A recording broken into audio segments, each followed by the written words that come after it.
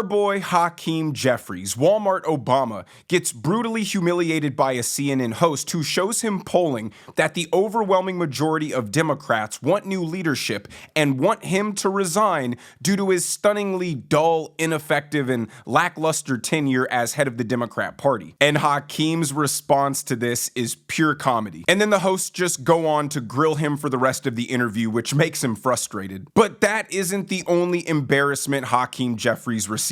He also got it from Donald Trump, who denied his request for a meeting, which prompts Hakeem to descend into this unhinged meltdown and make the claim that Trump refusing to meet with him will cause Americans to die. As always, like the video and subscribe to the channel. I know you guys are gonna love this one, but let's start with the CNN host showing Hakeem the polling that the Democrat Party wants him out. Let me take a broader look, I should say, at your party right now. There was this recent Reuters Ipsos poll that found that 62% of the Democrats want to see the leadership of your party replaced. Do these sorts of polls make you rethink your approach at all? How do you view this?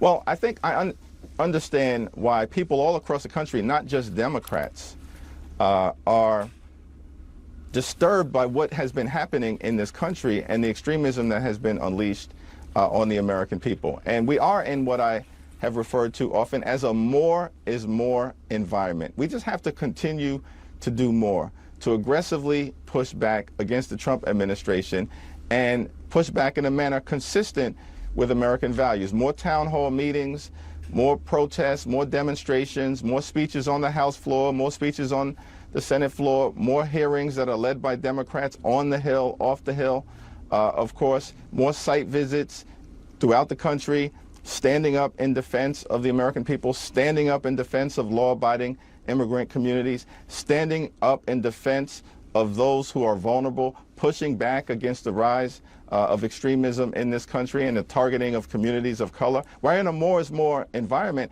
and we have to continue to do more. Ladies and gentlemen, we are in a more is more environment, and the more you like the video, the more the channel will grow. Hakeem and the Democrats created a monster they can no longer control. In fact, the monster they created because they thought it was politically advantageous is now directly attacking them. They were the ones who thought it was a brilliant idea to rally their base around the idea that Donald Trump was an existential threat to the survival of their country, that Donald Trump was the moral equivalent to Adolf Hitler and his supporters were all Nazis. All because they had to distract from the Democrats' abject failure during the Biden administration. They told their base Donald Trump would be the worst thing to happen to America, and now their base is looking at them to meet the supposed existential moment with the proper vigor and bravery. But all the Democrats have given them are empty platitudes and performative theatrics, strongly worded letters, and harsh condemnations. Donald Trump plays dirty. He doesn't abide by the rules or the laws. But the Democrat leadership is insisting on only opposing him within the bounds of the rules and the laws. They created a bunch of revolutionary, bloodthirsty militants and now don't want to lead by example. Because one, they never believed the Trump is a dictator rhetoric to begin with,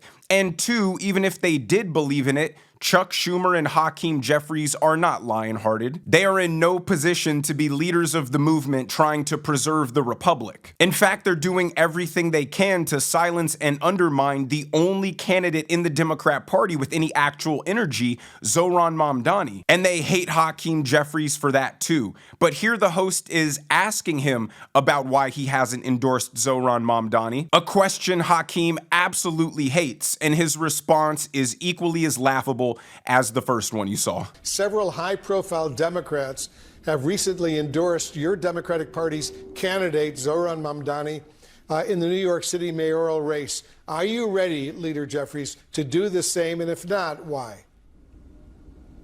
Well, as I've indicated, I expect to have more to say about the mayor's race shortly. You're absolutely correct. The governor has endorsed the Speaker of the Assembly about a week or so ago, made an endorsement, and over the weekend, Congresswoman Yvette Clarke in the neighboring congressional district, who's a great member of Congress, good friend of mine, made that decision. Everyone makes those decisions on an individual basis in terms of their timing, and that's exactly what I'm going to do. I'm going to make that decision on an individual basis, consulting with other members of the congressional delegation and beyond here in New York, and then make the decision on timing. And it's a decision that's coming sooner rather than later.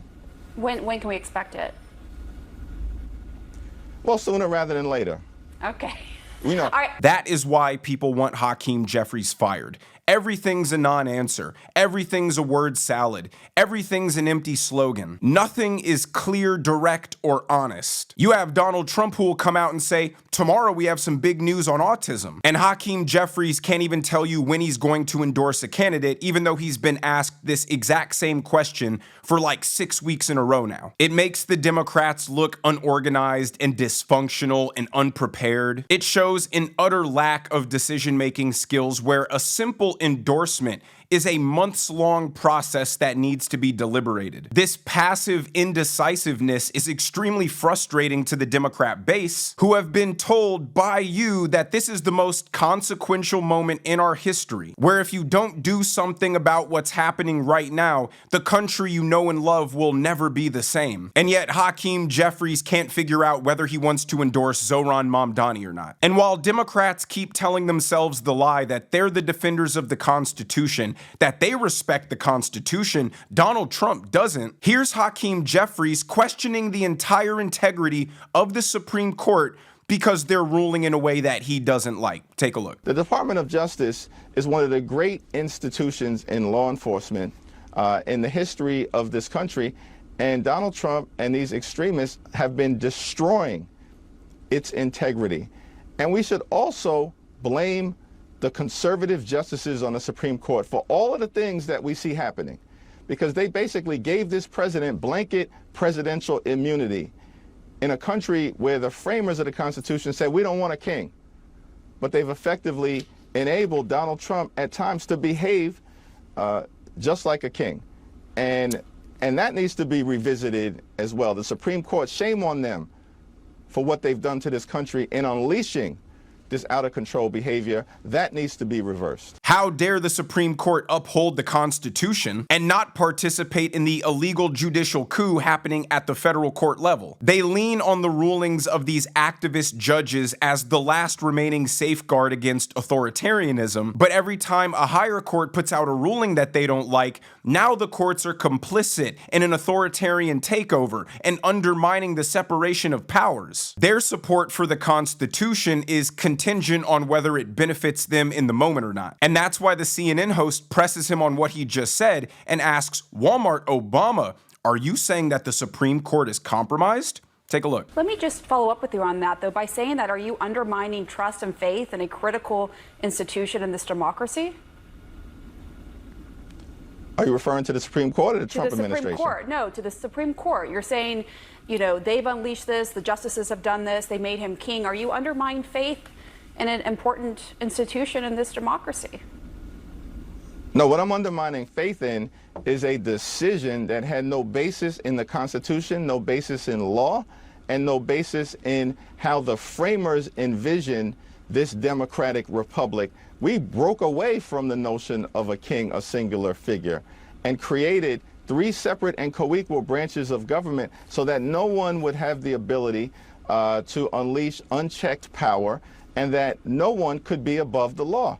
And it's reasonable, I think, to ask the question, why was that decision issued, and what are the consequences that have flowed from that decision over the last 8.5 months? And so that's what I'm questioning.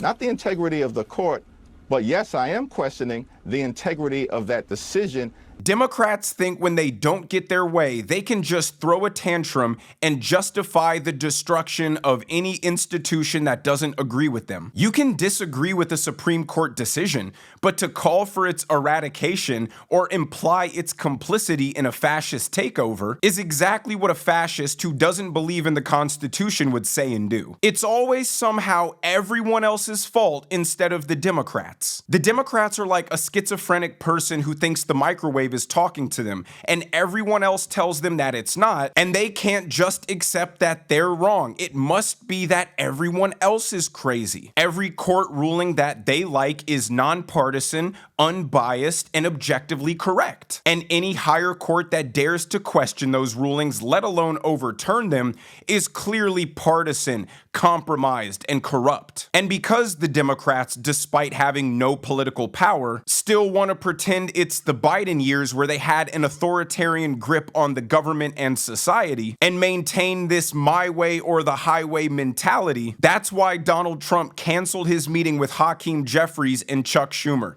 Take a look at his epic response why. President Trump has canceled a meeting with top congressional Democrats. He shared this to Truth Social a short time ago. It says, after reviewing the details of the unserious and ridiculous demands being made by the minority radical left Democrats in return for their votes to keep our thriving country open, I have decided that no meeting with their congressional leaders could possibly be productive. They are threatening to shut down the government of the United States unless they can have over $1 trillion in new spending to continue free health care for illegal aliens, a monumental cost, force taxpayers to fund transgender surgery for minors, have dead people on the Medicaid rolls, allow illegal alien criminals to steal billions of dollars in American taxpayer benefits, try to force our country to, again, open our borders to criminals and to the world, allow men to play in women's sports, and essentially create transgender operations for everybody. So the Democrats are acting like a bunch of terrorists trying to hold the government hostage until their extensive list of demands is met. And Donald Trump rightfully refused their meeting because he knows they're going to cave, not just because they're spineless and this is all performative, but because the Democrats lose either way. If the government shuts down, Trump solely gets to determine what stays open and what gets funded. And he'll be able to do what he wants anyway, while their activist federal judge strategy will be null and void because the government shut down. So they're damned if they do, they're damned if they don't, but they're trying to pretend like they're fighters, like they're the resistance, they're standing strong. But when it comes down to it, we all know that they're going to fold. And that's why Hakeem Jeffries, after being publicly little boyed by the president, has an unhinged meltdown and claims that Donald Trump refusing his meetings is going to cause Americans to die. It's clear that Donald Trump and House Republicans and Senate Republicans are running scared, which is why they refuse to even sit down and have a conversation to discuss the Republican government shutdown and the healthcare crisis that is going to cause people in the United States of America to die. This is the problem with the Democrats' sick, inflammatory rhetoric. They try to shut down discussion and debate using emotional blackmail. If we can't have any conversations about welfare reform, or even imply that we should cut back welfare spending because it's killing people, it's taking food from the mouths of children, then you're not interested in good faith policy debate. You're trying to get what you want by guilt-tripping people into it. And this kind of rhetoric to an already enraged, mentally ill, revolutionary militant base just leads to even more violence because now they think Republicans are trying to kill them. You can't just say, we want unlimited free everything for everybody, and if the Republicans disagree with us, it's because they want you to die. The Democrats have this knack for turning normal policy debate into life or death human rights issues. If you don't think teachers should be indoctrinating kids in trans ideology, well, now you're causing harm to the trans community. You're killing trans kids. You're denying trans people human rights and dignity. If you believe in enforcing immigration law, you're separating families. You're ripping children from mothers' arms. You're disappearing and kidnapping people and sending them to concentration camps. If you don't believe every single person should be a government welfare recipient, well, then you're taking away people's health care, their food, their housing. They'll say they're totally willing to have policy debate, but what they're not willing to do is debate on human rights. But conveniently, any policy debate anyone ever wants to have is actually a human rights debate, and therefore discussion is not tolerated. Only acceptance of what the Democrats want is tolerated. But let me know what you guys think down in the comments section below. If you enjoyed the video, make sure you hit that like button. Make sure you subscribe to the channel if you haven't already. turn on those notification bells so you never miss a video. And I will see you guys in the next one.